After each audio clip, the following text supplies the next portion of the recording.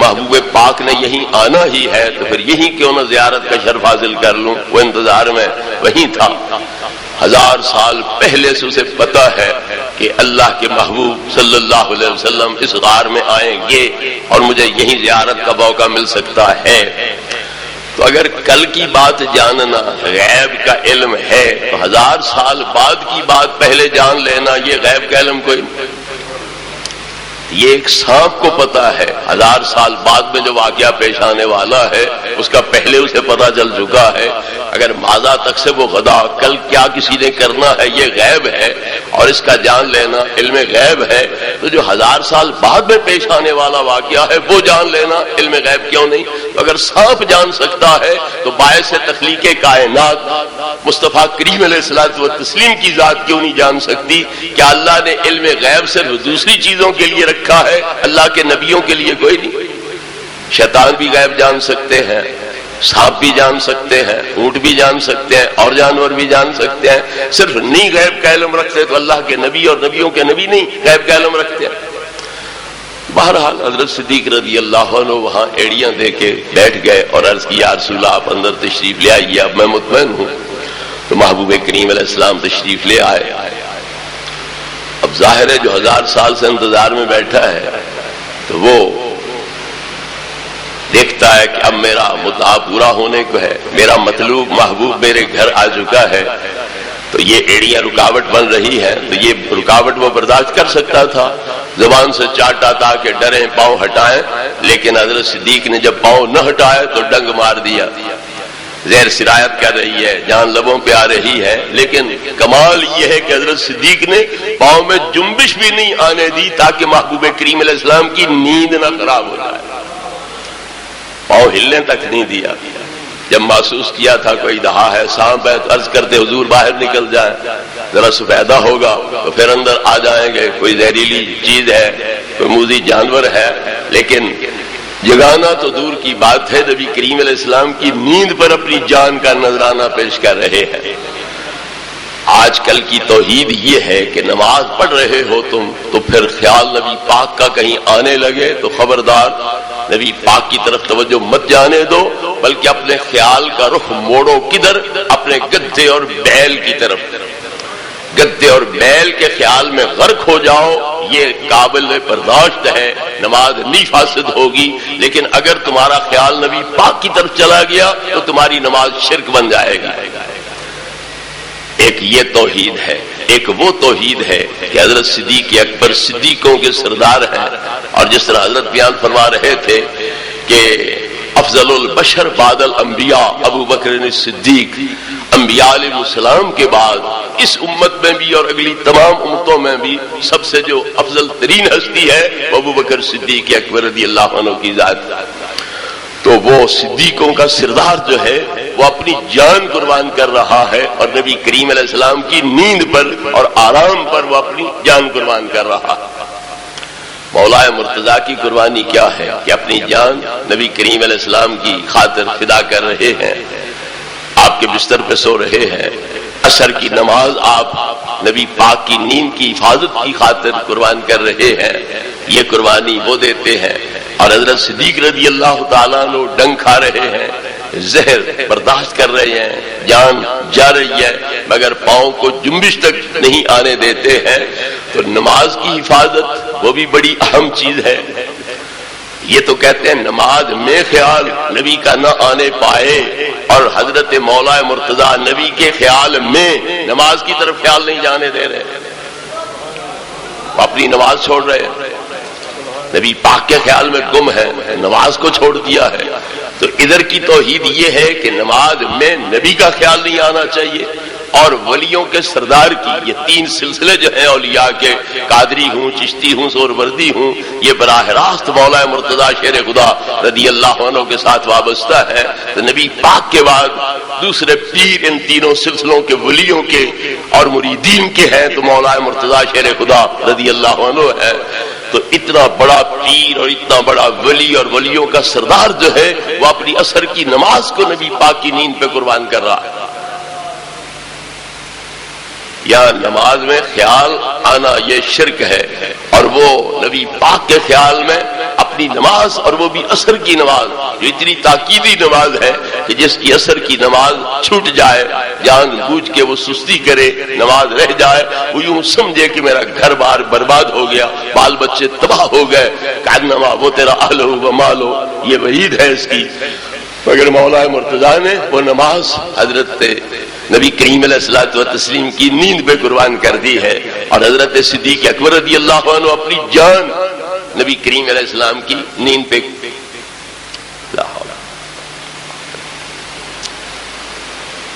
جی اتوالا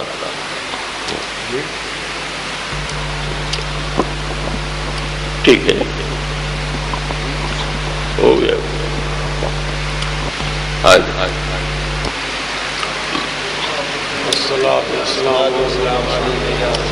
ہو گیا، ٹھیک ہے۔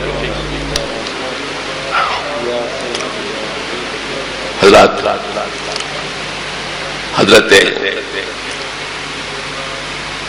یوسف علیہ السلام، حضرت داؤد علیہ السلام، حضرت عطیہ عیسیٰ علیہ السلام دے انہاں دی شان آپ کے سامنے ظاہر ہو گئی، تو حضرت سوئے کریم حضرت موسیٰ علیہ السلام اولین، حضرت ابو بکر رضی اللہ تعالی عنہ، تو ان کی شان اس حیثیت میں اس وقت میں کیا تھی کہ محبوب کریم علیہ الصلوۃ والتسلیم جب ان کی طرف لے کے اس طرح بیکار قسم کے لوگ نا بابو پر قسم کے لوگ جو ہیں وہ لے کر کے جو لوگ آئے تھے، تو ان کے بارے میں حضرت سیدنا صدیق اکبر رضی اللہ تعالی عنہ نے ارشاد فرمایا کہ یا رسول اللہ، یہ لوگ آپ کے گرد ایسے حاضر ہو گئے ہیں جو آپ کی ذات کے دشمن ہیں، آپ کا سر مبارک جو ہے وہ لینے کے پروگرامی تھے، اور اس ارادے کے تحت وہاں جمع ہوئے تھے، تو میں نے ان کی خاطر اپنی جان جو ہے یہ قربان کر دی ہے، اور اس طرح یہ سانپ آیا اور وہ آپ کی زیارت چاہتا تھا، تو مجھے خطرہ تھا کہیں آپ کو وہ ڈانس نہ لے، تو اس لیے میں نے اس کو آگے نہیں آنے دیا۔ تو محبوب کریم علیہ الصلوۃ والتسلیم نے حضرت ابو بکر صدیق رضی اللہ عنہ کی اس زخمی جگہ پر لعاب مبارک لگایا، اور وہ جو سانپ کا زہر تھا، اثر تھا، اس کو ختم فرما دیا۔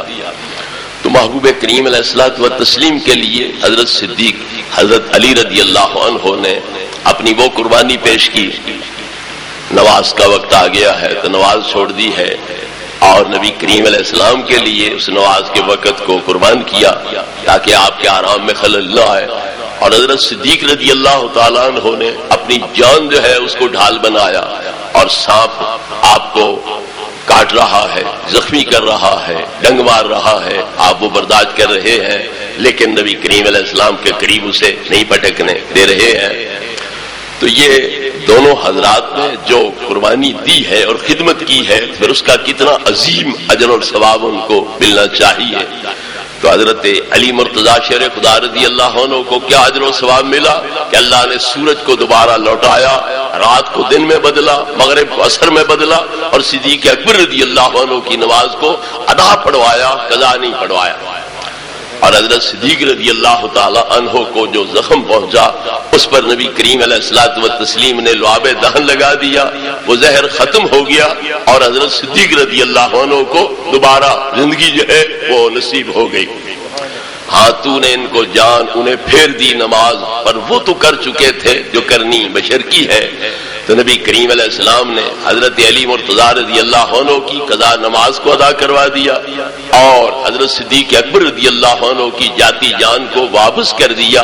تو یہ قربانیاں ان حضرات کی طرف سے ہیں، مگر نبی کریم علیہ الصلوۃ والتسلیم کا کرم کیا ہے کہ حضرت صدیق اکبر رضی اللہ تعالی عنہ کو جاتی جان واپس کر دی، لعاب دہن اس زخمی جگہ پہ لگا کے، اور سورج واپس لوٹا کر کے مولا مرتضیٰ رضی اللہ عنہ کی قضا نماز کو ادا کروا دیا۔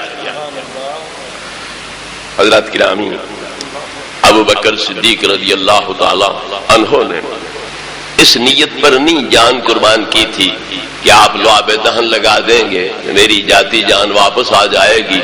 حضرت صدیق اکبر رضی اللہ عنہ نے حضرت علی مرتضیٰ رضی اللہ عنہ نے اس لیے نماز قضا کی تھی کہ آپ سورج لوٹائیں گے اور میری قضا نماز ادا ہو جائے گی. ان کا مقصد تو یہ تھا کہ میری نماز جاتی ہے تو جائے مگر نبی پاک کے آرام میں خلل نہ پیدا ہونے پائے.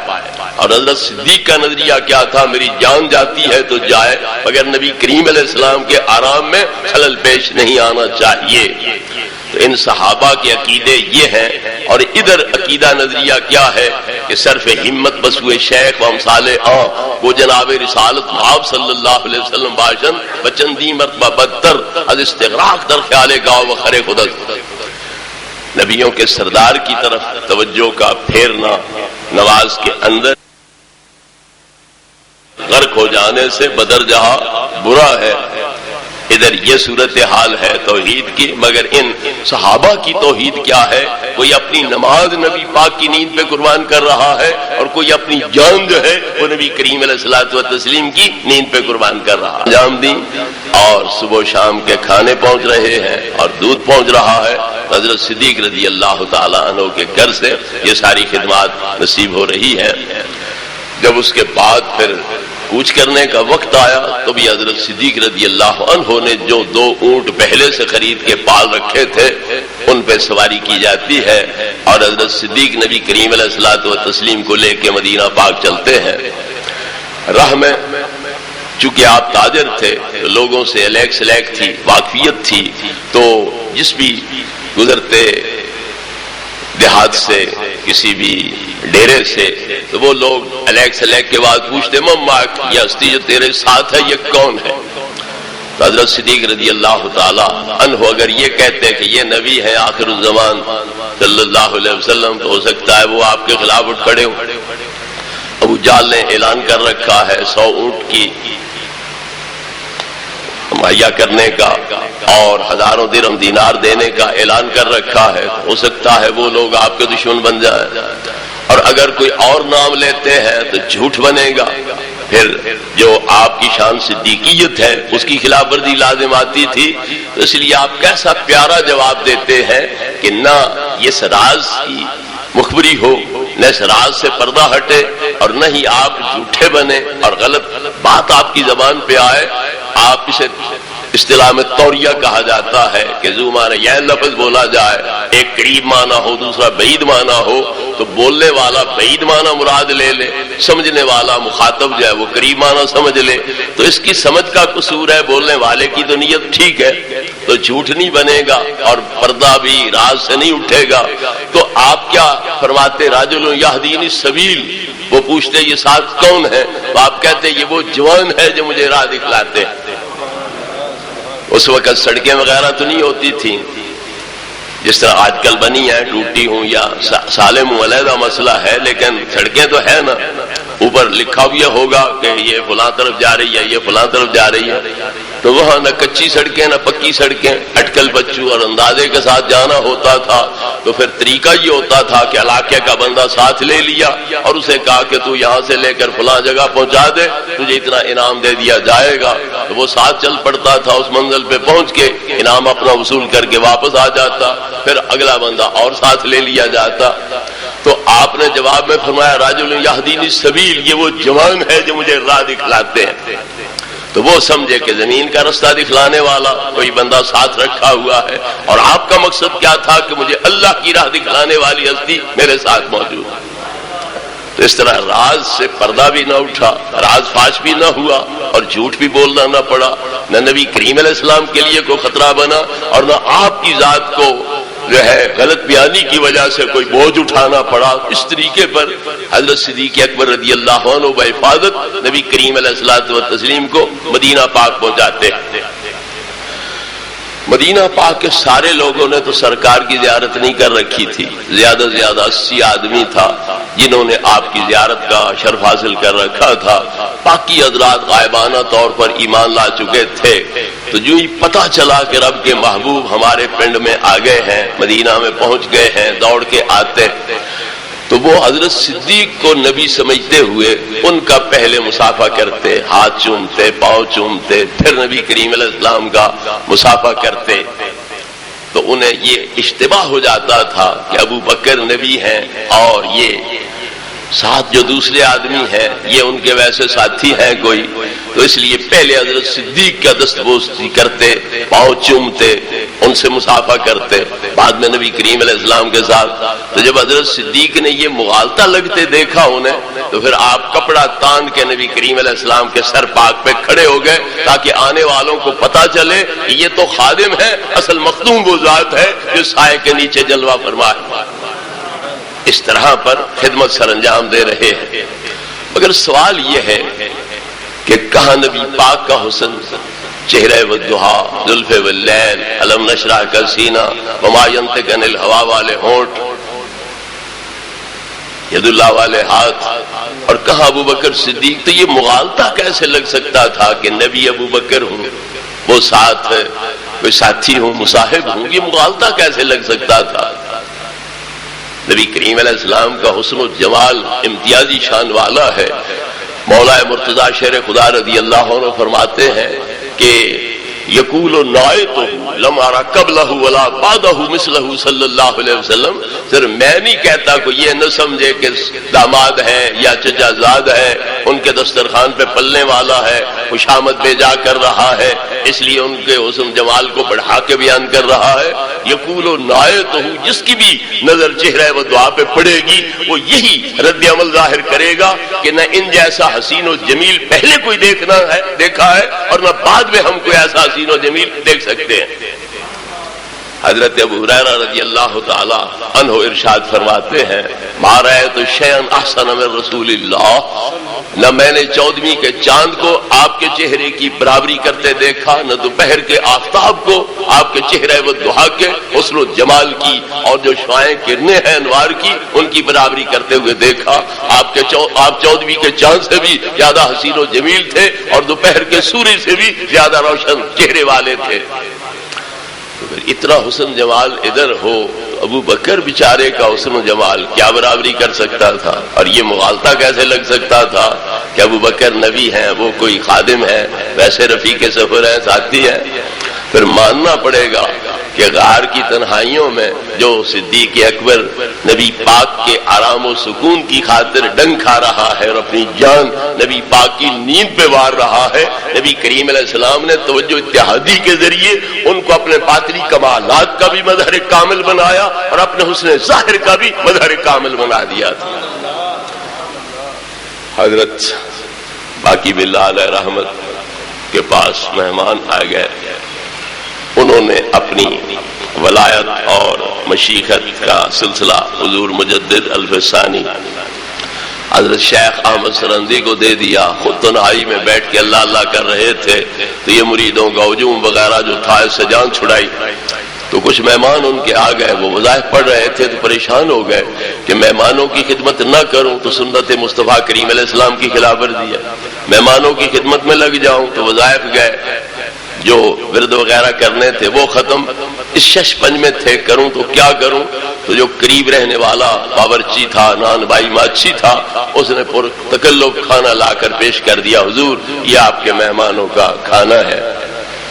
آپ بڑے خوش ہو گئے کہ بغیر کہے آرڈر دیے مفت میں وہ فوری طور پر یہ کھانا لا کے پیش کر رہا ہے اور آپ کی سردردی ختم ہو رہی ہے اور سنت کا پر عمل بھی آپ سے ہو رہا ہے.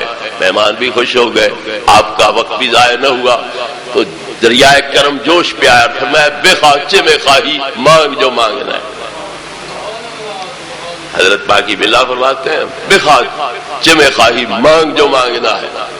وہ بھی بڑا سمجھدار تھا، اس نے پیسہ ٹکا نہیں مانگا، کوئی زمین مکان نہیں مانگا، کہیں شادی کے لیے نہیں کہا کہ فلاں جگہ شادی کرا دو، بلکہ مطالبہ کیا تو کیا مرا مثل خود سازید، مجھے اپنے جیسا بنا دو، مجھے بھی باقی باللہ بنا دو. تو انہوں نے یہ نہیں فرمایا کہ میں تجھے باقی باللہ نہیں بنا سکتا، بلکہ فرمایا تو تحمل ای امر نداری، تیرے اندر یہ استعداد نہیں، طاقت نہیں کہ تو باقی باللہ بن کے زندہ رہ سکے اور یہ مقام مرتبہ برداشت کر سکے. فرمایا کہ میں نے دل کی نالی کو مجاہدوں ریاستوں کی کدالوں سے کھود کھود کے دریا بلکہ سمندر بنا دیا ہے. اب میں سمندر کا پانی تیرے دل کی چھوٹی سی نالی میں پلٹوں تو غرقاب ہو جائے گا. اس لیے چادر دیکھ کے پاؤں پھیلا, اپنی حیثیت دیکھ کے مطالبہ کر. یہ مطالبہ تیری حیثیت سے بالا تر ہے, لہذا اس کو چھوڑ کوئی اور مطالبہ کر. اس نے کہا حضور کیا ہوگا؟ اگر مجھے آپ باقی ولا بنا دو تو ہوگا کیا؟ میں تو مر جائے گا, تیری روح یہ بوجھ برداشت نہیں کر سکے گی.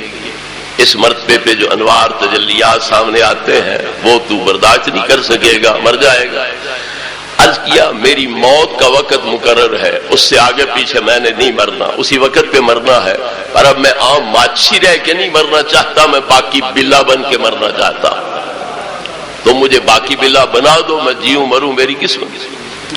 آپ نے پھر اسبِ وعدہ الگ کمرے میں لے جا کے اس پہ توجہ اتحادی ڈالی.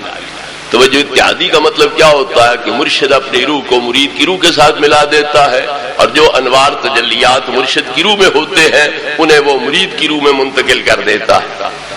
اس طرح پر وہ دیکھنے میں بندے دو نظر آتے ہیں مگر مرتبے کمالات میں وہ یکساں ہوتے ہیں. تو آپ نے توجہ اتحادی ڈالی اور اپنی روح کو اس کی روح سے ملایا, اپنی روح کے کمالات کو اس کی روح کے اندر پیدا فرمایا. تو نتیجہ کیا نکلا کہ شکل صورت بھی ایک جیسی ہو چکی تھی اور مرتبے مقامات جو ہے وہ بھی ایک جیسے ہو چکے تھے. فرق صرف اس طرح پتہ چلتا تھا کہ جو اصلی باقی باللہ تھا وہ ہوش میں تھا, ہوشیار تھا, اور جو ابھی تازہ تازہ باقی باللہ بنا ہے وہ مدہوش ہے, مستی میں ہے, استغراقی حالت میں ہے. 3 دن تک زندہ رہا پھر مر گیا, لیکن عام ماچھی رہ کے نہیں مرا, باقی باللہ بن کے مرا. اگر ایک وقت کی روٹیاں 2-3 مہمانوں کی مہیا کرنے پر نبی کریم علیہ السلام کی امت میں صدیوں بعد پیدا ہونے والا ولی اتنی سخاوت کر سکتا ہے, تو جو صدیق اپنی جان کی بازی لگا کر بچیوں کی بیوی کی عزت قربان کر کے بچوں کی اور باپ کی جانوں کا نذرانہ پیش کر کے اپنی جان کا نذرانہ پیش کر کے نبی پاک کے ساتھ وفا کر رہا ہے اور اس عہد کو نبھا رہا ہے, تو نبی پاک جیسے کریم نے کیا پھر حضرت صدیق پہ غار کی تنہائیوں میں توجہ اتحادی نہیں ڈالی ہوگی اور حضرت صدیق کو اپنے رنگ میں نہیں رنگا ہوگا؟ تو لہذا نبی پاک نے بھی توجہ اتحادی ڈال کے صدیق کو اپنے کمالات کا مظہر بنا دیا تھا. تو ظاہر کے لحاظ سے بھی اور باطن کے لحاظ سے بھی حضرت صدیق رضی اللہ عنہ نبی پاک کے حسن ظاہر اور باطن کا مظہر کامل بن چکے تھے. اس لیے اہل مدینہ کو سمجھ آئی کہ صدیق عمر میں بھی بڑے لگتے ہیں اور شکل و صورت ایک جیسی ہے اور کمالات انوار تجلیات بھی چہرے کے ایک جیسے ہیں, تو ہو نہ ہو نبی یہ ہے. اس لیے ان کے ہاتھ چومتے ہیں, ان کے پاؤں پہ گرتے ہیں. تو محبوب کریم علیہ السلام نے صدیق اکبر کی خدمات کے سلے میں حضرت صدیق پہ وہ توجہ اتحادی ڈالی کہ ظاہری حسن و جمال میں بھی اپنا مظہر کامل بنا دیا اور باطنی کمالات کے اندر بھی حضرت صدیق کو اپنا مظہر کامل بنا دیا. حضرات کرام, محبوب کریم علیہ الصلوۃ والتسلیم کے ساتھ حضرت صدیق نے جانا ہے تو خود بخود نہیں گئے بلکہ لے جائے گئے ہیں, اور اللہ نے حکم دیا ہے کہ اے محبوب ابو بکر کو تم نے سفر میں ساتھ رکھنا ہوگا. تو اللہ کے حکم سے نبی کریم علیہ السلام ان کو لے جا رہے ہیں. وہ لوگ کہتے ہیں کہ نبی پاک ہجرت پہ جا رہے تھے تو ابو بکر راہ پہ کھڑے تھے, آپ کو خطرہ لاحق ہوا کہ یہ کافروں کو کہیں خبر نہ دے دے, اس لیے مجبوراً آپ نے ابو بکر کو ساتھ رکھ لیا.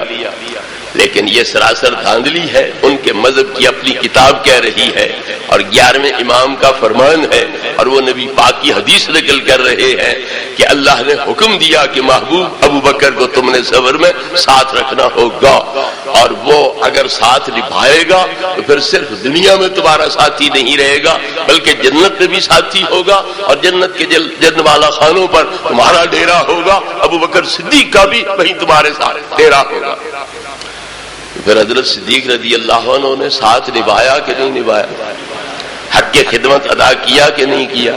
3 دن غار میں خدمت صدیق اور ان کی آل کر رہی ہے, رستے میں خدمتیں حفاظت نگرانی کا فریضہ حضرت صدیق ادا کر رہے ہیں. تو پھر ماننا پڑے گا کہ محبوب کریم علیہ الصلوۃ والتسلیم کی کی زبان پر اللہ رب العزت نے جو وعدہ کیا اس کے تحت صدیق اکبر صرف اس دنیا میں نبی پاک کے ساتھی نہیں بلکہ مزار کے بھی ساتھی ہیں، قیامت کے دن اٹھنے میں بھی ساتھی ہے اور جنت کے اندر بھی ساتھی ہے، جس طرح کہ حضرت امام حسن عسکری بیان کر رہے ہیں اور اللہ رب العزت نبی پاک کو خوشخبری سنا رہا ہے، تو لہذا اس کے مطابق حضرت صدیق دنیا اور آخرت میں نبی کریم علیہ الصلوۃ والتسلیم کے رفیق ہیں اور ساتھی ہیں۔ حضرات گرامی، لوگ کہتے ہیں ابو بکر غار میں رو رہے تھے، چلا رہے تھے کہ کافر پہنچ چکے ہیں، وہ سنیں چیخ کو، فریاد کو، تو آئے نبی پاک کو پکڑ لیں۔ یہ لا تحزن کا ترجمہ ان کی طرف سے کیا جاتا ہے کہ ابو بکر رو رہے تھے، چیخ چلا رہے تھے تاکہ کافر آئے پکڑ لیں، تو کافروں نے تو ابو بکر کی چیخ پکار کوئی نہ سنی، تمہیں 14ویں صدی 15ویں میں کیسے سنائی دے گی؟ بڑی تعجب کی بات ہے کہ کافر غار کے منہ پہ کھڑے ہیں، انہیں تو چیخ پکار ابو بکر کی سنائی نہ دے اور ان کو 14ویں 15ویں صدی میں آ کے سنائی دے جائے، اس کا کیا تو ہو سکتا ہے؟ پھر سوچنے کی بات یہ ہے کہ ابو بکر صدیق رضی اللہ تعالی عنہ کہ گھر جب نبی کریم علیہ السلام تشریف لے جا چکے ہیں، رات کا حصہ وہاں گزار رہے ہیں، تو وہاں کیوں نہ ابو بکر نے دروازے کھڑکیاں بند کر دی اور چھت پہ چڑھ کے لوگوں کو پکارا، آؤ نبی میرے گھر ہے پکڑ لو اسے؟ وہاں کیوں نہیں پکڑوا دیا؟ غار میں چیخ چلا رہے ہیں تو وہاں کیوں نہیں چلا؟ وہاں کتنا آسانی کے ساتھ پکڑوا سکتے تھے۔ پھر درو گورا حافظہ نباشت والی صورت ہے، ناصر التواریخ والا شیعہ مورخ لکھتا ہے کہ رستے میں چونکہ صدیق اکبر آتے جاتے تھے، سودا لیتے دیتے تھے، تجارت کرتے تھے، تو واقفیت تھی، تو الیک سلیک ہوتی ان راہ پہ بسنے والے لوگوں کے ساتھ، تو وہ پوچھتے مم ماں کا، یہ ہستی جو تمہارے ساتھ ہے یہ کون ہے؟ آپ کہتے رجل یہدینی السبیل، یہ جوان ہے جو مجھے راہ دکھلاتے ہیں۔ تو پھر یہ کیوں نہیں کہہ دیتے کہ یہی محمد ابن عبداللہ ہے جنہوں نے نبوت کا دعویٰ کر رکھا ہے، پکڑو انہیں، اور اتنے 100 اونٹ کا ابو جہل نے وعدہ کر رکھا ہے، اتنے 1000 دینار کا اور میرا کمیشن بھی دینا، اور پکڑو انہیں، قابو کرو۔ وہاں کیوں کہتے ہیں رجل یہدینی السبیل کہ یہ وہ جوان ہے جو مجھے راہ دکھلاتے ہیں؟ وہ سمجھتے ہیں زمین کا راہ دکھلانے والے ساتھ ہے، اور آپ کا مقصد ہوتا ہے مجھے اللہ کی راہ دکھلانے والی ہستی میرے ساتھ۔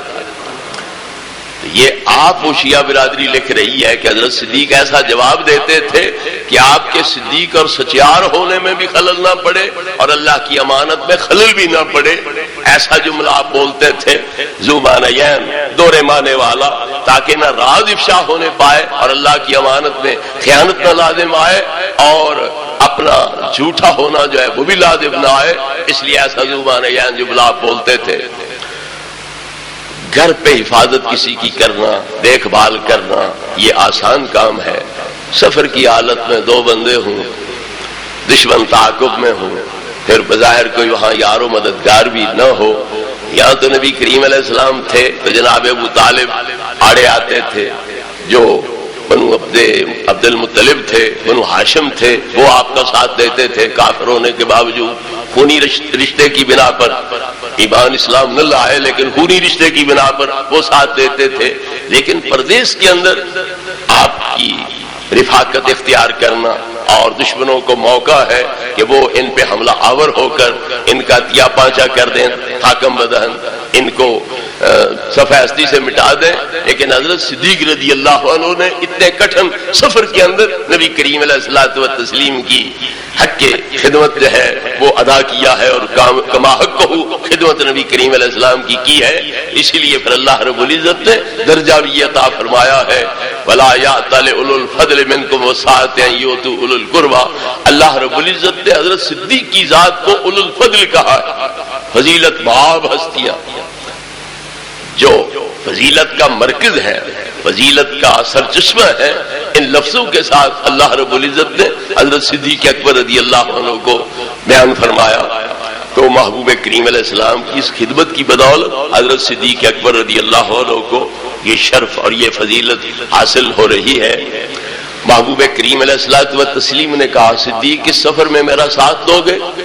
عرض کیا حضور کیوں نہیں، آپ کے ساتھ کے لیے ہی تو میں مدت سے انتظار کر رہا ہوں، 2 اونٹنیاں کب سے میں نے خرید رکھی ہیں تاکہ اس پر آپ سواری کریں اور میں، تاکہ دشمن جو ہے وہ تعاقب نہ کر سکیں، پکڑ نہ سکے ہمیں، یہ فروا ہوں، موٹی تازی ہوں، تو 6 ماہ سے انہیں اعلیٰ خوراک دے رہا ہوں۔ تو محبوب کریم علیہ السلام نے فرمایا ذرا سوچ لے، ان تطلب کما اطلب بل یفہم بانک انت الذی تحملنی علی ما ادعیہ، جس طرح لوگ میرے پیچھے دوڑیں گے اسی طرح تیرے پیچھے دوڑیں گے، بلکہ سمجھا یہ جائے گا کہ نبی سے نبوت کا دعویٰ کرایا ابو بکر نے کرایا، یہ ساتھ نہ دیتے تو نبی نے نبوت کا دعویٰ کرنا ہی نہیں تھا، اس لیے اتنے میرے دشمن نہیں بنیں گے اتنے تیرے دشمن بنیں گے، اب سوچ کے بتلا کہ تو اس سفر میں ساتھ دیتا ہے۔ حضرت صدیق کا پیارا جواب کیا تھا؟ تفسیر حسن عسکری میں 11ویں امام کی زبانی منقول ہے۔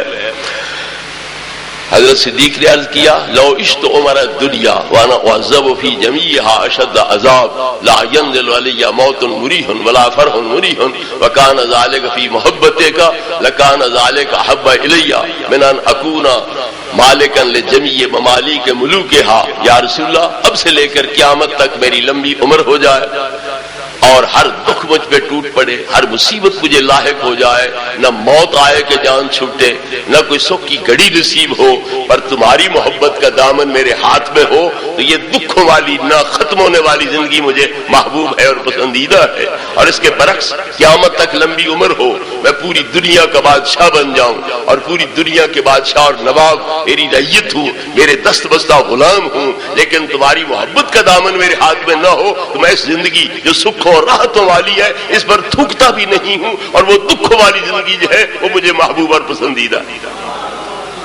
تو محبوب کریم علیہ الصلوۃ والتسلیم نے اس کے رد عمل میں کیا فرمایا؟ لا جرم انہ اطلع اللہ علی قلبک ووجدہ وافقا لما جرى علی لسانک فجعلک منی بمنزلۃ روح من البدن بمنزلۃ راس من البدن وروح من الجسد۔ اے ابو بکر یقینی بات ہے کہ اللہ رب العزت تیرے دل پہ مطلع ہوا، اپنی نگاہ الوہیت کے ساتھ اس نے تیرے دل کی کیفیت کا مشاہدہ کیا، اور جو تو زبان سے کہہ رہا ہے تیرے دل کو اس کے موافق پایا، اللہ نے تیرا اور میرا وہ تعلق قائم کر دیا ہے جو سر اور دھڑ کا ہوتا ہے یا روح اور بدن کا تعلق ہوتا ہے۔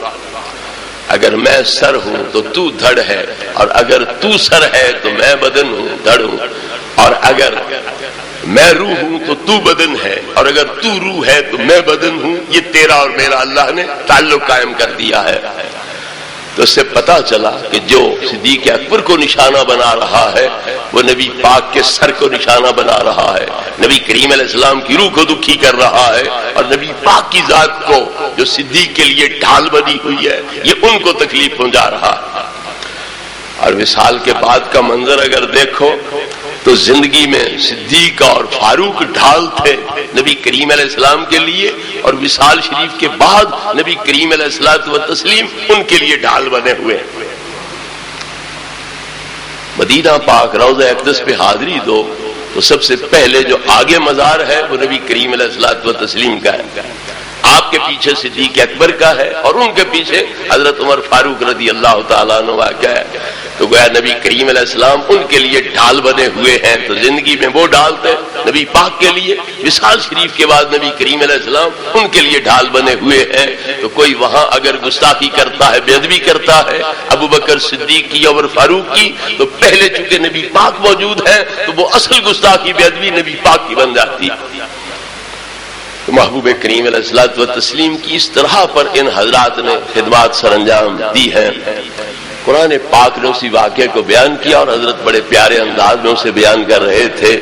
ایک بات اس ضمن میں بھی عرض کرتا چلوں، ایک یا کئی ہو جائیں گی۔ ایک تو ثانی اثنین پہ غور کرنا چاہیے، اذ اخرجہ الذین کفروا ثانی اثنین، جبکہ نکالا میرے اس محبوب کو کافروں نے، کس حال میں کہ ثانی اثنین، وہ دو میں سے دوسرے تھے۔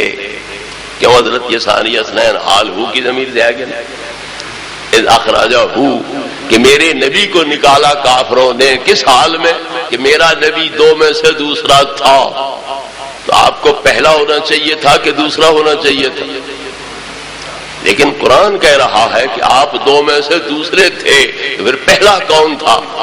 تو قرآن کی آیت کی روح سے پہلا ابو بکر صدیق بنتا ہے اور دوسرے نبی کریم علیہ السلام بنتے ہیں۔ کیونکہ بندہ اگر جنگ کرتا ہے تو ڈھال آگے رکھتا ہے، آپ ڈھال کی اوٹ میں ہوتا ہے تاکہ کوئی تیر آئے یا تلوار کا وار ہو یا دے کا تو ڈھال کے ذریعے روکا جائے۔ حضرت صدیق چونکہ نبی کریم علیہ السلام کے لیے ڈھال بنے ہوئے تھے تو پھر اول صدیق تھے، اور ان کے پیچھے نبی کریم علیہ الصلوۃ والتسلیم اس ڈھال کی حفاظت میں جا رہے تھے، اس لیے اللہ نے آپ کو ثانی اثنین فرمایا ہے۔ پھر اللہ فرماتا ہے فقد ناصرہ اللہ، تم نے مدد نہیں دی، تمہیں اللہ نے مدد دی۔ اللہ رب العزت روٹی پانی مہیا کر رہا تھا، وہ تو صدیق کی آل مہیا کر رہی، حضرت صدیق حفاظت کر رہے ہیں۔ کوئی دشمن مل بھی جاتا ہے تو پھر اس کے سوال پر جواب ایسا دیتے ہیں کہ مخبری نہ ہو پائے، آپ کے بارے میں ان کو صحیح معلومات نہ مہیا ہو سکیں، تو حفاظت تو حضرت صدیق کرتے ہوئے جا رہے ہیں۔ تو جس طرح بدر کے میدان میں فرشتے آئے، سپاہی بن کے لڑ رہے ہیں، کافروں کو قتل کر رہے ہیں، مگر اللہ فرماتا ہے فقد ناصرہم اللہ لقد ناصرکم اللہ ببدر، بدر میں اللہ نے تمہیں مدد دی۔ تو جس طرح فرشتوں کی مدد اللہ کی مدد ہے، حضرت صدیق کی مدد کو بھی اللہ نے اپنی مدد قرار دیتے ہوئے فرمایا فقد ناصرہ اللہ، میں اللہ نے انہیں مدد مہیا کیا۔ اس سے حضرت صدیق رضی اللہ عنہ کی شان اتنی کھل کے سامنے آتی ہے کہ اللہ رب العزت ان کی مدد کو اپنی مدد فرما رہا ہے اور ان کو اپنی مدد کا مظہر کامل فرما رہا ہے۔ اسی طرح محبوب کریم علیہ الصلوۃ والتسلیم نے حضرت صدیق کی پریشانی دیکھی کہ کافر تو غار کے منہ میں پہنچ گئے، نیچے دیکھیں گے تو ہم نظر آ جائیں گے، میری جان گئی تو ایک جان ہے، مگر آپ کی جان کو کچھ بنا تو اسلام گیا، ایمان گیا، قرآن گیا، ہر شے گئی، دعا کرو اللہ ان کو اندھا کرے۔ تو نبی کریم علیہ السلام کیا فرماتے ہیں لا تحزن، غم نہ کرو، اللہ ہمارے ساتھ ہے۔ یہ کہتے ہیں چیخا ابو بکر، چلایا ابو بکر۔ اللہ کو عربی چیخنے چلانے کی کوئی نہیں آتی، ہر معنی کے لیے عربی میں الگ الگ لفظ ہے، اور جتنی وسیع عربی زبان ہے اتنی کوئی اور زبان وسیع فصیح نہیں ہے۔ تو دل کے اندر ہو پریشانی تو اسے حزن کہا جاتا ہے، اگر آنکھوں سے آنسو بہ رہے ہوں تو اسے بکا کہا جاتا ہے، بکائے اب کی بکان، اور اگر کوئی چیخ چلا رہا ہو تو اسے صاح یسی ہو، صیحتن سے تعبیر کیا جاتا ہے۔ اللہ رب العزت کو کوئی نہ پتا چلا کہ ابو بکر تو شور مچا رہا ہے، چیخ چلا رہا ہے، تو لا تصح کہا جائے۔ نبی پاک کے سامنے چیخ چلا رہے تھے تو نبی پاک کو اتنی عربی کوئی نہیں آتی تھی، کیا فرماتے لا تصح، چیخ نہیں، چلا نہیں، بلکہ آنسو بہ رہے ہوتے تو بھی کہا جاتا لا تب کے، رو نہیں، آنسو نہ بہا، کوئی غم کرنے کی ضرورت نہیں۔ تو پتا چلا اللہ تو دیکھ رہا ہے، نبی پاک تو دیکھ رہے ہیں کہ صرف صدیق کے دل میں پریشانی آئی، دل میں گھبراہٹ آئی کہ وہ کافر پاؤں کی جانب دیکھیں گے تو ہمیں دیکھ لیں گے، پکڑ لیں گے، میری جان کی تو خیر ہے کہیں میرے نبی کو تکلیف نہ پہنچ جائے۔ تو نہ اللہ رب العزت کو پتا چلا کہ صدیق چیخ رہا ہے، چلا رہا ہے، نہ نبی پاک کو پتا چلا۔ ان کو 14ویں 15ویں صدی میں کیسے پتا چل گیا کہ صدیق اکبر چیخ چلا رہے تھے؟ جہاں کافر ملتے ہیں اور پوچھتے ہیں مماک، وہاں کیوں نہیں آپ بتلاتے کہ یہی محمد ابن عبداللہ ہے، نبوت کے دعوے دار، پکڑو اور میرا بھی نام میں حصہ رکھنا۔ یہاں چیخ رہے ہیں اور وہاں جب ملتے ہیں کافر سامنے پھر آپ اور جواب دیتے ہیں جس سے انہیں پتہ ہی نہیں چل سکتا کہ یہ محمد رسول اللہ کی ذات ہے۔ پھر نبی کریم علیہ السلام نے جو امتیازی شان بخشی آپ کو حضرت صدیق کو، وہ کیا ہے لا تحزن ان اللہ معنا، بے شک اللہ کی ذات ہمارے ساتھ ہے، لہذا غم کھانے کی ضرورت نہیں ہے۔ تو جو نبی کو پکڑانے کی کوشش کرے تو اللہ اس کے ساتھ ہو سکتا ہے؟ جو اتنا دھوکے باز ہے، دغا باز ہے، فریبکار ہے اور اللہ رسول کا دشمن ہے، اللہ کی معیت اسے حاصل ہو سکتی ہے؟ لیکن نبی پاک فرماتے ہیں لا تحزن، غم نہ کرو، ان اللہ معنا، بے شک اللہ کی ذات ہم دونوں کے ساتھ ہے۔ تو اگر نبی کریم علیہ السلام کی نگاہ میں حضرت صدیق دھوکہ باز ہوتے، فریبکار ہوتے، تو پھر ان اللہ معایا یا فرما دیتے اللہ میرے ساتھ ہے، نہ تو میرا کچھ بگاڑ سکتا ہے نہ کافر میرا کچھ بگاڑ سکتے ہیں۔ پھر آپ یہ کہتے معنا کیوں کہہ رہے؟ پھر یہ آیت تو اللہ نے نازل کی ہے تو اللہ رب العزت ہی فرما دیتا معنا نہ کہو، معایا کہو، میں ابو بکر کے ساتھ کوئی نہیں، وہ تو دغا باز ہے، دھوکہ باز ہے۔ میں صرف تیرے ساتھ ہوں، ان اللہ معیا کہو معنا نہ کہو، معیا ہو تو میرے ساتھ ہے، معنا ہو تو ہم دونوں کے ساتھ ہے۔ تو اللہ فرماتا کہ یوں کہو ان اللہ معیا۔ سوچنے کی بات ہے کہ حضرت موسیٰ علیہ السلام مصر سے نکلے، 6 لاکھ بنی اسرائیل ان کے ساتھ ہیں۔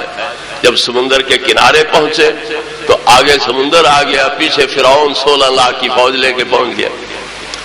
اب بنی اسرائیل چلائے کہ انا لمدرکون، موسیٰ تو نے تو ہمیں مروا دیا، نہ آگے جا سکتے ہیں غرق ہو جائیں گے، نہ پیچھے ہٹ سکتے ہیں فرعون مار دے گا۔ تو وہاں اینٹیں باندھتے تھے، گلیوں میں جھاڑو دیتے تھے، لیٹرینے صاف کرتے تھے، بٹھیاں تپاتے تھے، اینٹیں تیار کرتے تھے، زندہ تو تھے نا، یہاں تو جان بھی گئی۔ 6 لاکھ بنی اسرائیل ساتھ ہیں، حضرت ہارون بھائی بھی ان کے ساتھ ہیں جو نبوت کے منصب پہ فائز ہے۔ لیکن موسیٰ علیہ السلام کا جواب کیا تھا؟ کلا ان معی ربی، ہم مار نہیں کھا سکتے، فرعون ہم پہ غالب نہیں آ سکتا، ہمارا بال بھی ٹیڑھا نہیں کر سکتا۔ کیوں؟ میرے ساتھ میرا رب ہے۔ یہ نہیں فرمایا کہ ہمارے ساتھ ہمارا رب ہے، ان معی ربی، میرے ساتھ میرا رب ہے۔ موسیٰ علیہ السلام یہ کہہ رہے ہیں 6 لاکھ بنی اسرائیل کو بھی اپنے ساتھ شامل نہیں کیا، اپنے بھائی حضرت ہارون کو بھی اپنے ساتھ شامل نہیں کیا ہے، لیکن یہاں ایک صدیق کی ذات ساتھ ہے نبی کریم علیہ السلام کے، اور آپ ان کو بھی جدا نہیں کر رہے ہیں، بلکہ فرمایا ان اللہ معنا، اے ابو بکر جس طرح اللہ میرے ساتھ ہے اسی طرح اللہ تیرے ساتھ ہے، لہذا ہمارا کوئی کیا بگاڑ سکتا ہے۔ تو یہ شان ہے صدیق اکبر رضی اللہ تعالی عنہ کی۔ لوگ کہتے ہیں انہوں نے خلافت چھین لی، غصب کر لی، خلافت کے لالچ میں مسلمان ہوئے تھے۔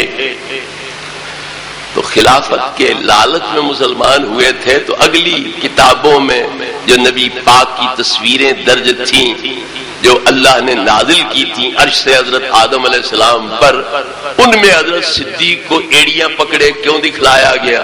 اہل کتاب کو یہ کیوں بتلایا گیا کہ یہ زندگی میں ان کے وزیر ہوں گے، مشیر ہوں گے، وصال کے بعد ان کے خلیفہ بلا فضل ہوں گے؟ تو پتہ چلا یہ چھینا جھپٹی سے خلافت حضرت صدیق کو نہیں مل رہی، بلکہ اللہ رب العزت کا عدل سے فیصلہ یہ تھا جس کے مطابق حضرت صدیق خلیفہ اول بن رہے۔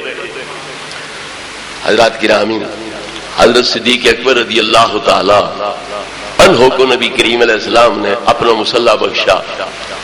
مرو ابا بکر فلیصلی بالناس، ابو بکر کو پابند کرو، حکم دو کہ وہ لوگوں کو نماز پڑھائیں۔ تو حضرت علی پاک کو کیوں نہ مصلی دے دیا؟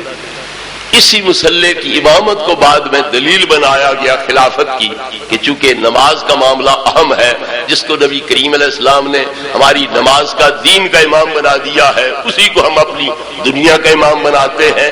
یہی دلیل مولا مرتضیٰ نے بیان کی ہے ابو سفیان کے سامنے۔ اس نے کہا تھا کہ اگر تمہیں تنہائی کا غم ہے تو میں اس وادی کو پیدلوں اور سواروں کے ساتھ بھر دیتا ہوں۔ یہ قریش میں ایک گھٹیا سا خاندان ہے، کمزور سا خاندان ہے، ابو بکر صدیق والا، تو وہ ہم بنو ہاشم بنو عبد مناف پہ حکومت کریں یہ بات زیب نہیں دیتی ہے، تم ہاتھ بڑھاؤ میں تمہاری بیعت کرتا ہوں اور اس وادی کو پیدلوں اور سواروں کے ساتھ میں بھر دوں گا۔ تو مولا مرتضیٰ شیر خدا رضی اللہ عنہ نے فرمایا ابو سفیان تو اسلام لانے سے پہلے بھی اسلام کے خلاف سازشیں کرتا رہا، اسلام کے خلاف جنگیں لڑتا رہا، تیری ان کاوشوں نے اسلام کو کوئی نقصان نہ پہنچایا، اب اسلام ظاہر کرنے کے بعد بھی ویسی حرکتیں کر رہا ہے۔ لولا ان رعیدا ابا بکر لہا اہلا لما ترکنا ہو، اگر ابو بکر صدیق کو ہم منصب خلافت کے اہل نہ سمجھتے تو کبھی بھی ان کو خلافت کی مسند پہ نہ بیٹھنے دیتے، ہم ان کو مسند خلافت کا اہل سمجھتے ہیں اس لیے ہم ان کو خلیفہ مان رہے ہیں۔ اور ردینا لے دنیانا من رضیہ رسول اللہ صلی اللہ علیہ وسلم لدیننا، دین کا معاملہ اہم ہے، دنیا کا معاملہ اتنا اہم نہیں۔ تو جس ہستی کو نبی پاک نے ہمارے دین کا امام بنا دیا ہے، ہم اپنی دنیا کا امام اسے کیوں نہ بنائیں؟ اسی امامت نواز کو مولا مرتضیٰ شیر خدا رضی اللہ عنہ خلافت کی دلیل بنا رہے ہیں، اور اکثر صحابہ نے اسی کو دلیل بنایا۔ تو کیوں نبی کریم علیہ السلام نے مصلی کے حوالے کیا؟ آپ یہی چاہتے تھے کہ میرے بعد خلیفہ بنے ابو بکر صدیق رضی اللہ عنہ خلیفہ بنے۔ اور قرآن پاک کی یہ آیت اذ اسر النبی الی بعض ازواجہ حدیثا فلما نبأت بہ وأظہرہ اللہ علیہ عرف بعضہ اعرض عن بعض قالت من انبأک ھذا قال نبأنی العلیم الخبیر. اس آیت کے تحت شیعہ کی تفاسیر کے اندر موجود ہے کہ نبی کریم علیہ الصلوۃ والتسلیم نے حضرت عمر کی صاحبزادی اپنی پیاری بیوی حضرت حفصہ کو پریشانی لاحق ہوئی آپ کے ایک عمل کی وجہ سے، تو آپ نے ان کی دلجوئی کے لیے فرمایا کہ ایک تو میں ماریہ قبطیہ کو اپنے آپ پہ حرام ٹھہراتا ہوں، دوسرا ان ابا بکر یلی الخلافۃ من بعدی ثم ابو کے، میرے بعد پہلا خلیفہ ابو بکر صدیق بنیں گے، پھر تیرے باپ عمر فاروق خلیفہ بنیں گے. یہ خوشخبری حضرت حفصہ رضی اللہ عنہا کو سنائی، ان کا غم غلط کرنے کے لیے، پریشانی دور کرنے کے لیے. تو انہوں نے یہ راز کی جو بات تھی وہ آگے حضرت عائشہ صدیقہ رضی اللہ عنہا کو بتلا دی کہ نبی کریم علیہ السلام نے ماریہ قبطیہ کو بھی حرام ٹھہرا دیا ہے، اور آپ کے وصال کے بعد خلیفہ تیرے ابا جان ابو بکر صدیق ہوں گے، اور اس کے بعد میرے باپ حضرت عمر فاروق یہ خلیفہ ہوں گے. تو حضرت عائشہ کو اس راز سے آگاہ کر دیا. اللہ رب العزت نے نبی پاک کو آگاہ فرما دیا کہ حفصہ نے راز کو راز نہیں رکھا، اس نے آگے وہ راز فاش کر دیا ہے. تو نبی کریم علیہ السلام نے خلافت کے بارے میں جو راز افشائی ہوئی تھی اس پر نہیں کوئی روک ٹوک فرمائی، اعتراض فرمایا. اعتراض کیا تو یہ کیا کہ تو نے ماریہ قبطیہ کے بارے میں آگے بتلا دیا. عرف بعضہ وأعرض عن بعض. خود شیعہ مفسرین لکھ رہے ہیں کہ نبی کریم علیہ السلام نے ماریہ قبطیہ کو حرام ٹھہرانے کے بارے میں آپ کا جو اظہار تھا اس کو ناپسند کیا اور فرمایا تو نے یہ راز کیوں اگلا ہے، آگے کیوں بیان کیا ہے. حضرت صدیق کی خلافت کے بارے، حضرت فاروق کی خلافت کے بارے جو انہوں نے افشا کیا تھا، راز ظاہر کیا تھا، اس پر آپ نے کوئی ڈانٹ ڈپٹ نہیں کی. تو پتا چلا کہ نبی کریم علیہ السلام جو خدائی فیصلہ تھا وہ بیان کر رہے تھے کہ میرے بعد خلیفہ ابو بکر صدیق ہوں گے، پھر خلیفے عمر فاروق ہوں گے. حضرات گرامی، حضرت صدیق اکبر رضی اللہ تعالیٰ عنہ نبی کریم علیہ السلام کے بعد خلیفہ بن رہے ہیں. نہ آپ کا قبیلہ زور آور تھا، نہ خود آپ کے ہاتھوں میں کوئی اتنا زور تھا کہ لوگ ڈر کے ان کی بیعت کر لیں، ان کے تابع فرمان بن جائیں. تو پھر ماننا پڑے گا کہ جو نبی کریم علیہ السلام نے مصلی کی امامت ان کو دی تھی، اسی سے حضرات صحابہ سمجھ چکے تھے کہ ہمارے خلیفے بھی ابو بکر صدیق ہیں، کیونکہ دین کا معاملہ اہم ہے دنیا کی نسبت. تو جب ہمارے دین کا امام ابو بکر صدیق کو بنا دیا گیا، ہم اپنی دنیا کا امام ان کو کیوں نہ بنائیں. مولا مرتضیٰ شیر خدا رضی اللہ عنہ بھی بیعت کر رہے ہیں. اب کوئی کہے نہیں، ان کے گلے میں رسے ڈالے گئے تھے، ان کو گھر سے گھسیٹ کے مسجد میں لایا گیا تھا اور زبردستی ان کا ہاتھ ابو بکر کے ہاتھ میں دے دیا گیا تھا. یہ عجیب شیر خدا ہے جس کے گھر میں بھی گھس رہے ہیں، جس کے گلے میں رسے بھی ڈال رہے ہیں، جس کو گھسیٹ کے مسجد میں بھی لے جا رہے ہیں اور زبردستی ہاتھ پکڑ کے ابو بکر کے ہاتھ میں بھی دے رہے ہیں، لیکن وہ ہے اسی طرح شیر کے شیر. ایسے شیر بھی دیکھا آپ نے کہ جو اتنا مجبور اور بے بس ہے کہ نہ چاہتے ہوئے بھی لوگوں کے جبر و اکراہ کی وجہ سے بیعت کر رہا ہو. ہمارے نزدیک کوئی جبر و اکراہ نہیں تھا، خوشی رضا کے ساتھ مولا مرتضیٰ شیر خدا رضی اللہ عنہ نے بیعت کی ہے. لوگ کہتے ہیں 6 ماہ کے بعد بیعت کی ہے. چلو 6 ماہ کے بعد سے ہی بیعت تو ہو گئی. اگر 6 ماہ کے بعد کی ہے تو پھر بغیر سوچے سمجھے کی ہے. جو 6 ماہ سوچ سمجھ کے پھر فیصلہ دے مولا مرتضیٰ جیسا بندہ، وہ فیصلہ صحیح ہوگا، یا جو آنند فانند فیصلہ دے وہ صحیح ہوگا. اگر مجبور انہوں نے کرنا ہوتا تو پہلے دن کر لیتے.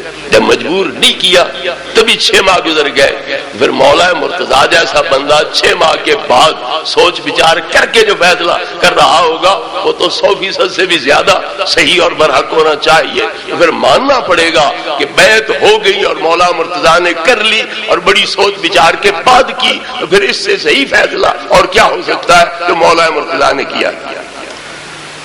میں عرض کروں گا کہ حضرت صدیق کے ساتھ تو جبرن بیعت ہو گئی، تو حضرت عمر کے ساتھ، حضرت عمر کے ساتھ بھی مولا مرتضیٰ نے بیعت کی ہے. حضرت صدیق اکبر نے اپنے بعد حضرت عمر کو نامزد کر دیا کہ میں عمر کو اپنی جگہ پر خلیفہ مقرر کرتا ہوں، اور صحابہ کو حکم دیا کہ ان کی بیعت کرو، لیکن نام حضرت ابو بکر نے صراحتاً نہیں لیا تھا، کاغذ پہ لکھ کے کہ میرے بعد خلیفہ کون ہوگا لفافے میں بند کر دیا اور کہا اس لفافے کے ساتھ بیعت کرو۔ تو بیعت کراتے کراتے حضرت مولا مرتضیٰ کے سامنے جب لفافہ پہنچا تو آپ کیا فرماتے ہیں، بایعناہ وان کان عمر، یہ لفافے کا پردہ میں علی کی نگاہ ولایت سے اندر جس کی خلافت کا معاہدہ ہے اس کو چھپا نہیں سکتا ہے، میں ولایت کی آنکھ سے دیکھ رہا ہوں کہ حضرت عمر کے حق میں یہ فیصلہ لکھا گیا ہے اور ان کو خلیفہ نامزد کیا گیا ہے، اور میں اس لفافے کے ساتھ حضرت عمر کے لیے بیعت کر رہا ہوں۔ تو یہاں تو کوئی رسے نہیں ڈالے گئے، یہاں تو کوئی جبر اقرار نہیں کیا گیا۔ تو جب حضرت صدیق کے نامزد خلیفہ کی بیعت سے مولا مرتضیٰ کو انکار نہیں ہے تو حضرت صدیق کی بیعت سے انکار کیسے ہو سکتا ہے؟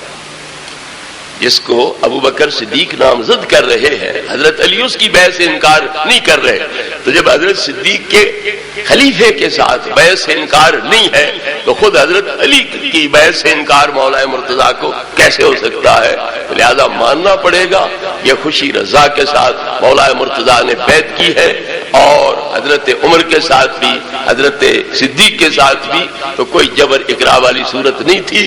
جبر اقرا والی صورت ہوتی تو پھر کربلا بعد میں کربلا بنتا، پہلا مدینہ یہ کربلا بن جاتا۔ حسین تو بیٹے ہیں مولا مرتضیٰ کے، اگر وہ جبر اقرا سے بیعت نہیں کرتے ہیں، کوئی طاقت انہیں مجبور نہیں کرتی بیعت پر، وہ سر کٹا سکتے ہیں، ضمیر کے خلاف بیعت نہیں کر سکتے ہیں، تو وہ تو شیر خدا مشہور نہیں، حضرت علی اسد اللہ الغالب ہے، شیر خدا ہے۔ تو پھر جب ان کے بیٹوں کو کوئی مجبور نہیں کر سکتا ہے تو خود شیر خدا کو کون سی طاقت مجبور کر سکتی ہے؟ لہذا یہ خوشی رضا کے ساتھ بیعت فرمائی مولا مرتضیٰ نے، اور یہ اللہ کی خاص حکمت تھی۔ ابن ابی الحدید نہج البلاغہ کا شارح معتزلی ہے، شیعہ ہے، وہ کہتا ہے یہ اللہ کا خاص کرم تھا کہ خلافت کو اس ترتیب پہ چلایا۔ حضرت صدیق کے ذریعے داخلی استحکام ہو گیا، جو جھوٹے نبی اٹھے ان کا صفایا ہو گیا، جو زکوٰۃ کے منکر اٹھے، جو مشرک بن گئے، باپ دادے کے دین پہ چلے گئے، حضرت صدیق کے ذریعے ان کا صفایا ہو گیا، اور اسلام داخلی طور پر مضبوط ہو گیا، اور ملک عرب کی حکومت کا داخلی استحکام وہ حضرت صدیق کے ذریعے قائم ہو گیا۔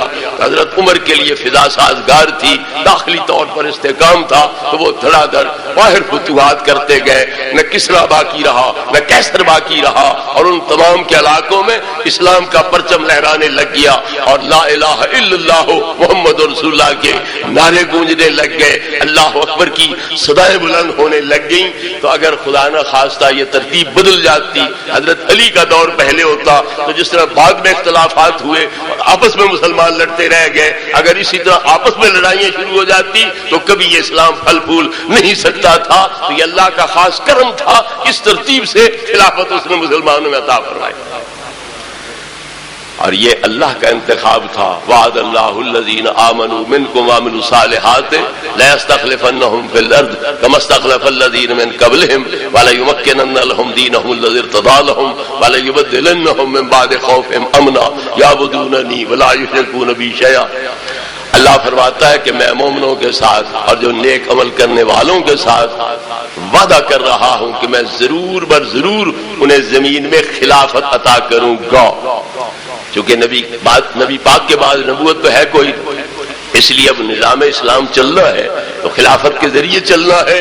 تو اللہ رب العزت نے فرمایا کہ میں مومن مردوں کے ساتھ اور نیک عمل کرنے والے لوگوں کے ساتھ یہ وعدہ کرتا ہوں کہ میں تمہیں زمین میں ضرور خلافت عطا کروں گا، اور اس خلافت کے دور میں لَيُمَكِّنَنَّ لَهُمْ دِينَهُمُ الَّذِي ارْتَضَىٰ لَهُمْ، جو دین میں نے ان کے لیے پسند کیا ہے اس دین کو مضبوط کر دوں گا، خلافت بھی عطا کروں گا، اور جو دین میں نے پسند کر رکھا ہے اس دین کو ان کے دور میں مضبوط مستحکم بھی کر دوں گا۔ اس دور کو اللہ رب العزت اپنی خلافت کا دور کہہ رہا ہے کہ میں ان کو خلافت دوں گا، اور ان کے ذریعے میں اسلام کو استحکام بخشوں گا، دین کو مضبوط کروں گا۔ تو پتا چلا حضرت صدیق، حضرت فاروق، حضرت عثمان، مولا مرتضیٰ رضی اللہ عنہ کی خلافت یہ خدا داد خلافت ہے، اور ان کے دور میں اللہ رب العزت نے ملک کو مضبوط کیا، دین کو مضبوط کیا، اور جو دین کے مخالف تھے ان کا ان کے ذریعے صفایا کرا دیا، انہیں نیست و نابود کرا دیا۔ تو یہ خلافت جس ترتیب سے پائی جا رہی ہے اسی ترتیب سے اللہ رب العزت کا وعدہ پورا ہو رہا ہے۔ یہ تو نہیں کہ وعدہ کرے حضرت علی کے ساتھ اور لے جائے خلافت ابو بکر صدیق۔ اللہ کے وعدے کا فائدہ کیا رہا؟ وعدہ جھوٹا ہو گیا۔ تو ماننا پڑے گا کہ جس ترتیب پر اللہ نے وعدہ دیا تھا اسی ترتیب کے مطابق یہ خلافت روب عمل آ رہی ہے۔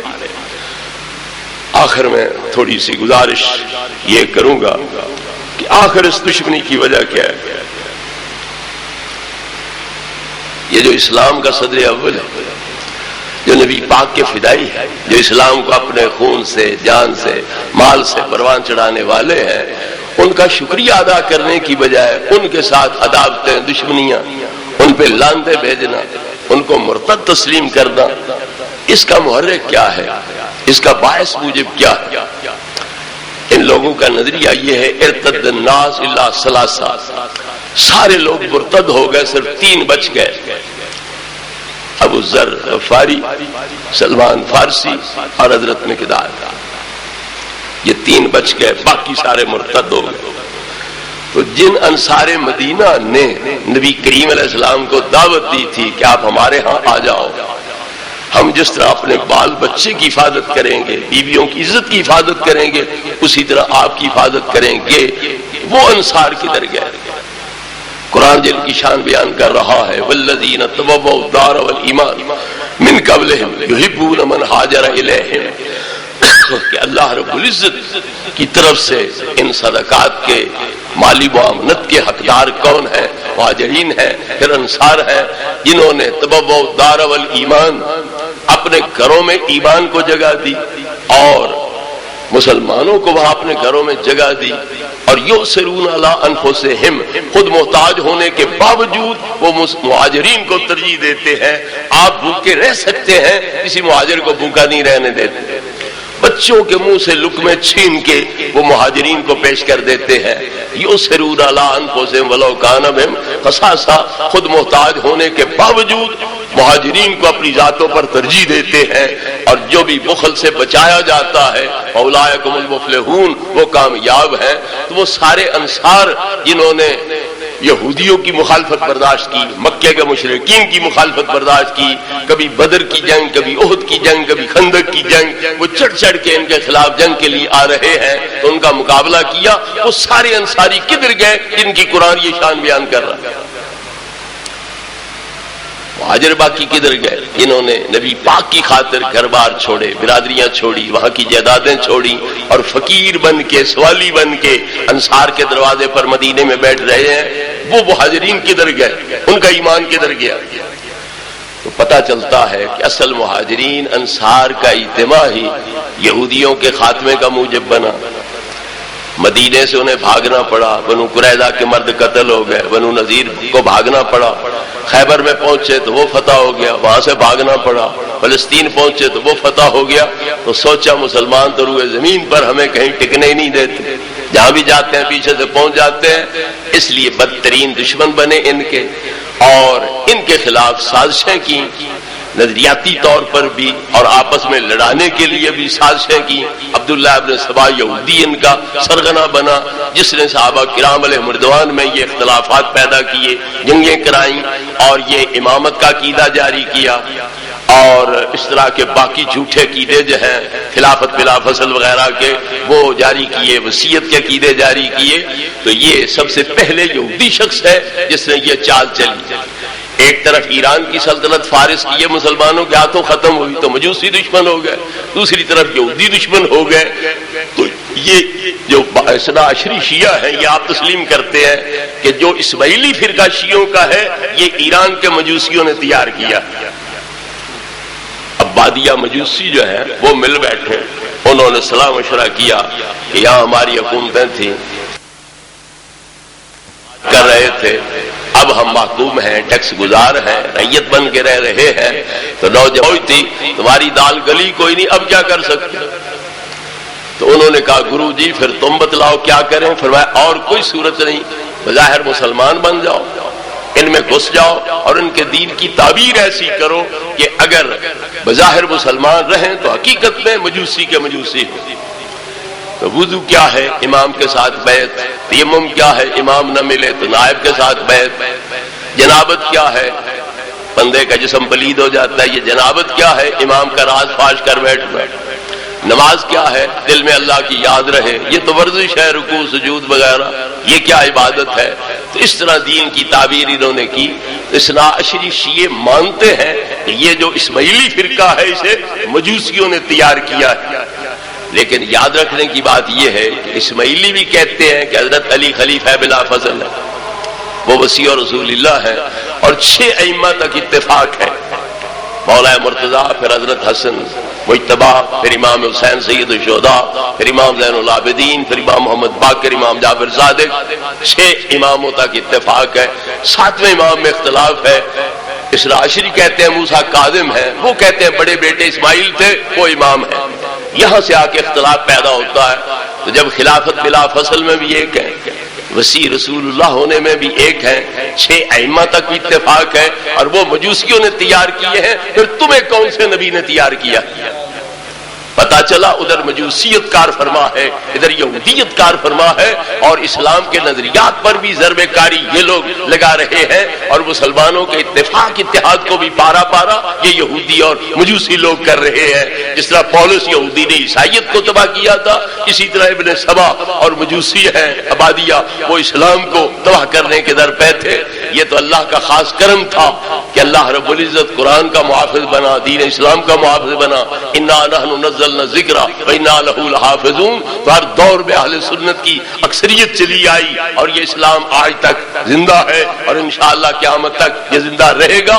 یہ اللہ کا خاص کرم ہے، ورنہ یہودیوں کی یہ ساری سازش ہے، اور مجوسیوں کی، جو اسلام کے محسنین کے خلاف اس طرح کی گندی زبان استعمال کی جاتی ہے، اور اپنے جو بدلے ہیں شکستوں والے وہ گالی کی صورت میں ان سے وصول کیے جاتے ہیں۔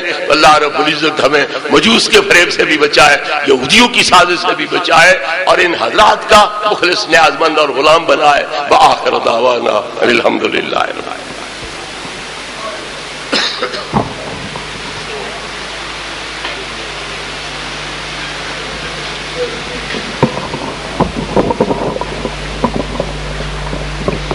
مصطفیٰ جان رحمت پہ لاکھوں سلام، شمع بز میں ہدایت پہ وہ زبان جس کو سب کن کی کنجی کہیں، وہ زبان جس کو سب کن کی کنجی کہیں، اس کی نافذ حکومت پہ لاکھوں سلام۔ مصطفیٰ جان رحمت پہ لاکھوں سلام، شمع بز میں ہدایت پہ ان کے مولا کے ان پہ کروڑوں درود، ان کے مولا کے ان پہ کروڑوں درود، ان کے اصحاب و عطرت پہ لاکھوں سلام۔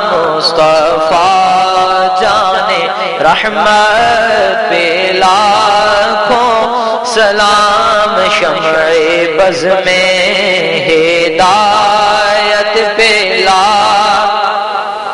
دست بستہ ہیں کھڑے میرے آقا حاضر غلام، پیش کرتے ہیں غلامانہ سلام۔ الحمدللہ رب العالمین۔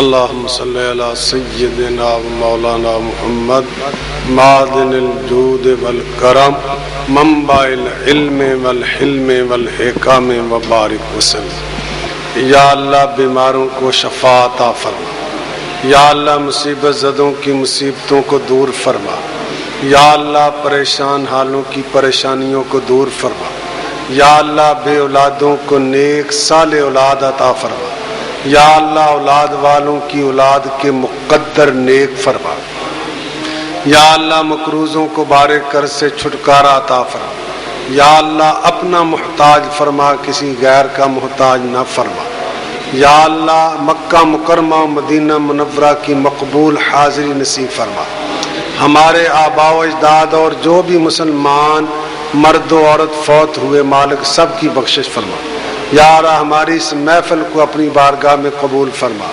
یا اللہ اسے تا قیامت جاری و ساری رکھنے کی توفیق عطا فرما، یا اللہ جو حضرات اس تقریب سعید میں دام میں در میں سخن قدم مالک حاضری کی شکل میں جس طرح بھی حصہ لیتے ہیں سب کا دنیا آخرت میں بھلا فرما، دنیا آخرت کی مال و مال سے یا اللہ پاکستان کو داخلی خارجی اندرونی بیرونی سازشوں اور فتنوں سے محفوظ فرما، مسلمانان عالم پر رحم فرما، مسلمانوں مظلوموں کی دستگیری فرما، یا اللہ اپنے محبوب کریم صلی اللہ علیہ وسلم کا صدقہ ہم سب کا خاتمہ بالخیر فرما، مرتے وقت کلمہ طیبہ کا ورد زبان پہ جاری فرما، یا اللہ عذاب قبر سے بچا، عذاب حشر سے بچا، محبوب کے دامن رحمت میں جگہ نصیب فرما، یا اللہ شفاعت مصطفیٰ مقدر فرما، یا اللہ محبوب کا صدقہ ہماری دعاؤں کو قبول فرما، صلی اللہ تعالی علی النبی الکریم وعلی آلہ وصحبہ صدقہ۔ ایک پہلے اعلان وہ سن لو کر لینے ساڈے جناب قاری محمد جہانگیر رضوی صاحب جڑے نے مکتبہ فیضان محدث اعظم کیسٹ سینٹر والے، انہاں دا ایک بہت بڑا میں سمجھنا کہ ہر شخص دا جن دین واسطے کام کیتا ہوئے او دا قوم تے احسان ہوندا ہے۔ ایدہ نے کہ سی ڈی لیاندی اس تواڈی خدمت واسطے، میں بھی ایدہ دیکھیے یہ ترکی دے جڑے ترکی دے اندر میرے آقا کریم علیہ السلام دے تبرکات ہیں، مثلا میں خود دیکھیا ہے یہ دے اندر نبی پاک علیہ السلام دے داڑھی شریف دے بال مبارک موجود نے، وہ دی زیارتیں دے وچ موجود ہے۔ اس تو بعد پھر حضور کریم صلی اللہ تعالی علیہ وآلہ وسلم دا قمیض مبارک، سبحان اللہ کہہ دے ہو، اسی تو یار تڑپ جانے والے لوگ ہیں، حضور کریم کو گل نہیں کرے تو اسی تڑپ جانے والے لوگ ہیں۔ پھر اس تو بعد حضور کریم دی تلواراں، حضور کریم دا دندان مبارک جڑا احد دے میدان شہید ہویا سی موجود ہے، اور پھر اس تو بعد آقا کریم علیہ السلام دے تبرکات، اسی تے حضور کریم دے نالین شریف دا ایکو نقشہ ویکھے نا، وہ 4 قسم دے نالین شریف نے حضور کریم دے، 4 قسم دے نقشے نے حضور دے نالین شریف دے، انہوں نے سونے دے صندوق بند کر کے پھر وہ بکھائے نے، وہ بھی زیارتاں موجود نے۔ پھر حضرت سیدۃ النساء حضرت سیدہ فاطمہ الزہرا دے جہیز والا جوڑا جڑا سرکار نے جہیز وچ دتا سی، تو جوڑا بھی ویکھ لینا تے اپنے جوڑے وچ ویکھ لیے، شہانہ شادیاں دے بچیاں دے کڈے اعلی جوڑے ہوندے نے، تے سیدۃ النساء دا جوڑا بھی ویکھ لو۔ پھر وہ صندوق جڑا سیدۃ النساء نو جہیز وچ دتا گیا سی، وہ دی زیارت بھی موجود ہے۔ پھر اس تو بعد حضرات محترم حضرت سیدنا ابو بکر صدیق دی تلواراں موجود نے، حضرت ابو بکر صدیق دی داڑھی مبارک دے وال مبارک موجود نے۔ پھر جناب سرکار غوث العالمین سرکار غوث پاک دی ٹوپی مبارک موجود ہے، اور پھر امام حسین علیہ السلام دا قمیض مبارک، اور او قمیض جڑا امام علی مقام نے میدان کربلا چ پیا نہیں، اسی طرح ہی خون آلودہ قمیض ہے، ترکیاں والے سنبھال کے رکھیا ہوا ہے، وہ دی زیارت بھی ہے۔ اور بہت سارے حضرت اویس کرنی دی ٹوپی وہ بھی موجود ہے، بہت سارے تبرکات نے۔ یہ سیڑھیاں لے کے انہیں لازمی طور پہ میں چونکہ صرف اس واسطے کہ تسی لوگ این ممکن ہے کوئی لا کے دیکھے وہ دے دل وچ میرے نبی دا نقش کفے پاٹ نقش ہو جائے، بس یہ نہیں بات ہے، پتہ نہیں کدے دل دی دنیا بدل جائے۔ حضرات لے کے آئے نے انہاں سیڑھیاں نو، ਉਹਦੇ 'ਚ حضرت امام اعظم رحمۃ اللہ دی قمیض مبارک بھی اور بھی بڑے تبرکات نے انہاں کو خریدنا جمعے تو بعد اللہ